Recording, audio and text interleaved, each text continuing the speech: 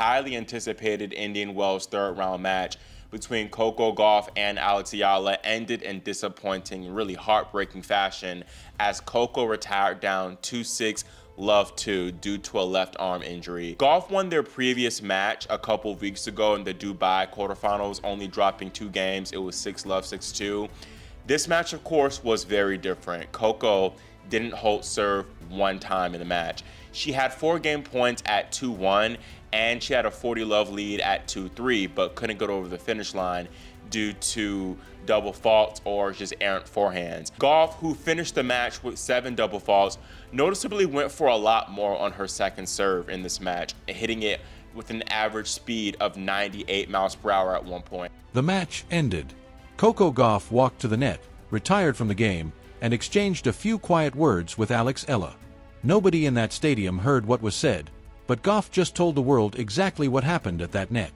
And it says more about both of these players than any scoreline ever could. Now that you know what Eala said to Gauff at the net and everything Gauff said about her afterward, does this change how you see their rivalry going forward? Drop your thoughts in the comments right now. Let's get straight into it. That'll probably do it, yeah.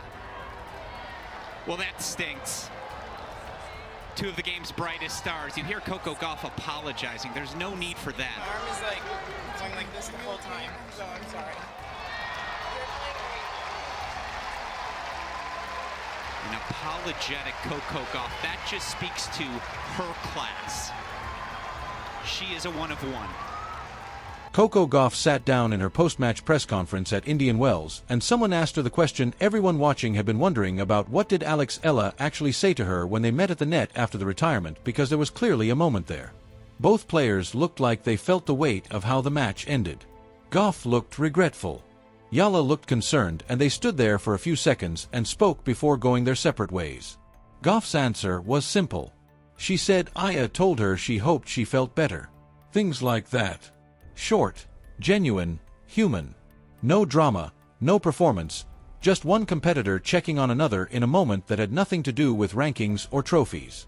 And that answer, that tiny quiet exchange at the net, somehow says more about Alex Eala than any of the stats from the match do. Because it's easy to be gracious when you lose. It is a completely different thing to be genuinely kind when you win, especially when you've been waiting 2 weeks to get revenge on the person who just beat you 6-0 in a previous match. But let's back up and put the full picture together, because there's a lot happening here and all of it is worth unpacking properly. 2 weeks before Indian Wells, these same 2 players faced each other at the Dubai Tennis Championships. Gauff beat Eala 6-0, 6-2. That scoreline is not a close match. That is a shutout. That is the kind of result that gets circulated on social media with comments about how big the gap still is between Eala and the top players in the world. And look, those comments weren't entirely wrong in that moment. Gauff was the better player that day. She was dominant. She controlled every aspect of the match, and Eala simply could not find a way in. So when the draw at Indian Wells put them together again, most people expected a similar story. Same players, same result. That's usually how it works when the gap in quality is that wide. But Eala apparently had different plans. She came back to Indian Wells with a completely different approach. In her own post-match interview, she talked about taking the learnings from Dubai and doing things differently, being more aggressive, keeping her focus sharper, playing with more intensity in her legs, in her movement, in how she controlled the tempo of rallies. And it worked immediately. From the very first set, Gauff looked like she was facing a different opponent entirely. The stats tell the story clearly. Eala made 68% of her first serves. She won 59% of points on that first serve. She created 6 breakpoint opportunities and converted 5 of them against the world number 4 against a 2-time Grand Slam champion. Those numbers are not lucky. Those are the numbers of a player who came in with a game plan, executed it, and made her opponent uncomfortable from the very first game. Gauff, meanwhile, was managing something physically from early in the first set. She called the trainer during the match and received treatment on her left shoulder and arm. Her first serve percentage dropped to 44%. She committed 7 double faults in the first set alone. By the time the second set started and she lost her serve in the second game, the decision to retire wasn't a surprise anymore. The only question was when it would come, not if. But here's what Gauff said in her press conference that actually matters most, and it's the part that didn't get nearly as much attention as it deserved. She said she felt really bad about pulling out. She said, "You never want to retire from a match." And then she added something specific. She said she felt worse about it because of how well Eala was playing. She said she didn't want to take anything away from the way Eala was performing. Read that again. The player who just had to retire from a match, who was in physical pain, who was dealing with an injury that made it impossible to continue. Her first concern in the press conference was making sure the credit went to her opponent.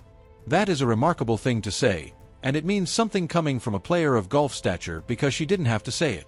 She could have just talked about the injury, expressed disappointment, and moved on. Instead, she made it a point to tell the world that Eala was playing great tennis and deserved full recognition for it. She also said something that revealed exactly how much respect she has for Eala as a competitor. She said she would rather have finished the match and lost 6-0 than retire. Think about what that means for a second. The world number 4, a Grand Slam champion, would have preferred to take a complete beating on Stadium 1 at Indian Wells than walk off and leave the match unfinished. That's competitive pride. And the fact that she framed it in terms of not wanting to shortchange Eala's performance makes it even more significant. And then, almost as an aside, she added, "I think she's going to have a great tournament." Coming from Coco Gauff, that's not a throwaway line. That's a prediction from someone who just spent the better part of an hour on the same court as Eala and saw firsthand what she's capable of when everything is clicking. When the world number 4 says she thinks you're going to have a great tournament, the tennis world pays attention to that. Now, let's talk about the broader context of this rivalry and why it has become one of the most interesting storylines on the women's tour right now. The head-to-head is now 1-1. 2 matches, 2 completely different results. In Dubai, Gauff was the superior player from start to finish. In Indian Wells, before the retirement, Eala was so dominant that the match looked like it was heading toward an even more lopsided final score than Dubai, just in the opposite direction. That kind of swing tells you that neither player has completely figured the other one out yet, which means every future meeting between them is going to be genuinely unpredictable. And that's exactly the kind of rivalry women's tennis needs right now. Not just the established dynamic between the top 5 players who all know each other's games inside out, but a rising challenger who can walk onto the court 2 weeks after getting crushed and produce one of the most dominant performances of the current season. That narrative is compelling, and both players have the personality and the game to make it last. Gauff, for her part, has been consistently generous in how she talks about Eala. Back in Dubai, after winning convincingly, she specifically thanked Eala for bringing new fans to the sport. She talked about how Filipino supporters had turned the Dubai venue into something resembling a home crowd and called it great for tennis. She said she sees why people root for Eala and that she roots for her too when they're not playing each other. That kind of public generosity from an established star toward a rising one is not always guaranteed in professional sports. Some players see a competitor gaining ground and get defensive about it. Gauff has done the opposite. She has used her own platform to amplify Eala's impact on the sport. And given that Gauff has a massive following and a major voice in tennis conversations globally, that support has real value for how Eala is perceived by fans who might not have been following her closely yet. From Eala's side, the respect is equally genuine.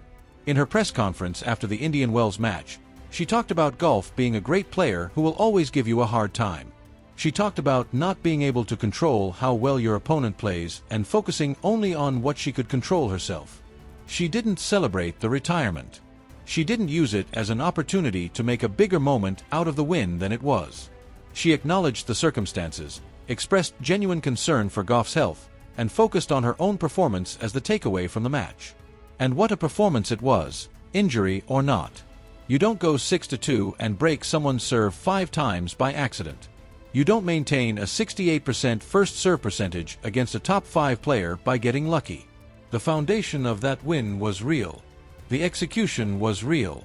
And Gauff made sure to say so publicly, which closes the loop on any narrative that tries to diminish what Eala did on that court. The round of 16 match against Linda Noskova is next. Noskova is powerful, hits the ball hard and has enough experience at this level to be genuinely dangerous. She is not going to make things easy, but Eala goes into that match with something that is very difficult to manufacture. Momentum built on genuine confidence, not just results. The kind of confidence that comes from walking onto the biggest court at one of the biggest tournaments in the world and outplaying a Grand Slam champion so thoroughly that even the champion goes out of her way to credit your performance in her own press conference. That is where Alex Eala is right now. 20 years old, ranked 31st in the world and climbing in the round of 16 at Indian Wells for the first time in her career, with Coco Gauff telling the world she thinks the tournament is about to get a lot more interesting. The whisper at the net was simple. Get well soon. Things like that. Nothing dramatic, nothing designed for the cameras. Just two people who respect each other in a moment that neither of them wanted to end the way it did, being decent human beings. But that small moment at the net is actually the whole story. It tells you who I is when nobody is writing about her. It tells you who Gauff is when the match is already over and she has nothing left to prove. And it tells you that this rivalry, however it plays out over the next few years, is going to be worth watching closely because the tennis is great, but the people playing it are even better. Coco Gauff didn't just reveal what Eala said at the net. She told the world exactly how she sees this rivalry and where she thinks it's going. And honestly, it's hard to argue with her. If you want to follow every chapter of this story as it unfolds, hit like and subscribe. This one is far from